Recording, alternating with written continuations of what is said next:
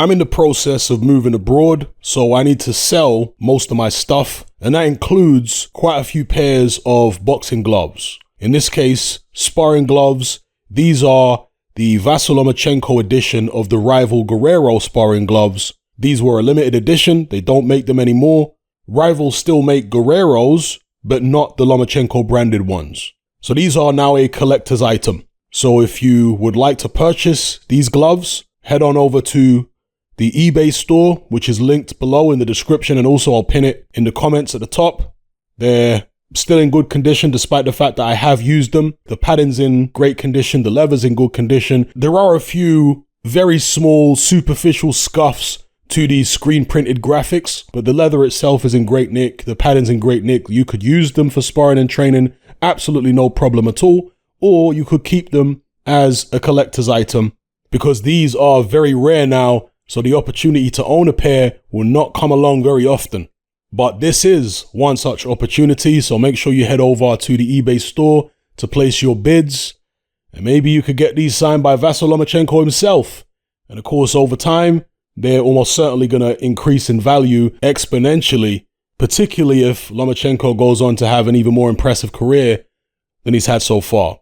So click the link in the description or in the pinned comment at the top and check out these gloves on the eBay store.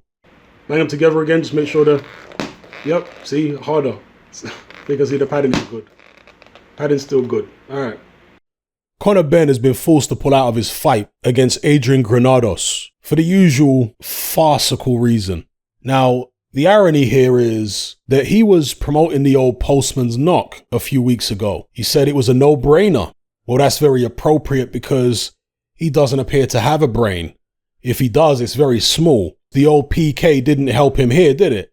Didn't help him go ahead with his fight. What do you want to call it? Poetic justice? Anyway, the card still goes ahead. The headline will now be Can Xu versus Lee Wood. You got Tommy McCarthy versus Chris Smith, which is still a good scrap at cruiserweight. You got Anthony Fowler versus Rico Mueller, I believe you pronounce his name. Avni Yildirim versus Jack Cullen. Sandy Ryan versus Kirsty Bavington. And right down at the bottom of the card, you got Campbell Hatton versus Jakub Laskowski, I think you pronounce it. So there's still some boxing for people to watch. The card, I believe, is completely intact other than Conor Benn no longer being top of the bill against Granados. So there you have it. Until this farce ends, then unfortunately we're going to get more of the same. More fights and potentially shows being cancelled at the last minute because of all this nonsense. So it is what it is. Just a quick update on that. Let me know how you guys feel about the remainder of the card.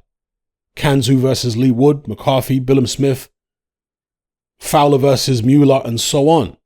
I have to be honest, I don't know much about a lot of these fighters. I don't think I've ever seen Can Xu.